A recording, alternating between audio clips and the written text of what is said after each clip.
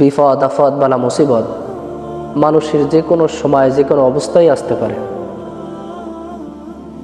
তাকদীরের মধ্যে যদি বিপদ লেখা থাকে তাহলে অবশ্যই বিপদ আসবে। তাই জন্য আল্লাহর নবী বিশ্বনবী মুহাম্মদ রাসূলুল্লাহ সাল্লাল্লাহু আলাইহি ওয়াসাল্লাম আমাদেরকে একটা সুন্দর দোয়া শিখিয়ে দিয়েছেন।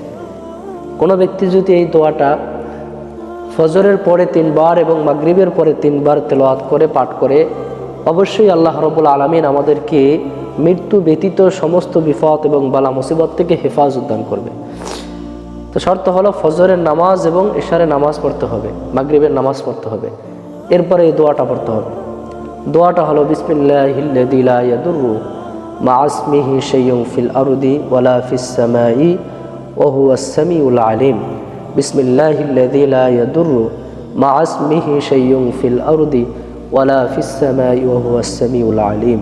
বিসমিল্লাহিল্লাযী লা ইয়াদুররু মা ইসমিহি শাইউন ফিল আরদি ওয়ালা ফিস সামাই ওয়া হুয়াস সামিউল আলিম। এই দোয়াটা অবশ্যই আমরা মাগরিবের পরে এবং ফজরের নামাজের পরে তেলাওয়াত করব ইনশাআল্লাহ।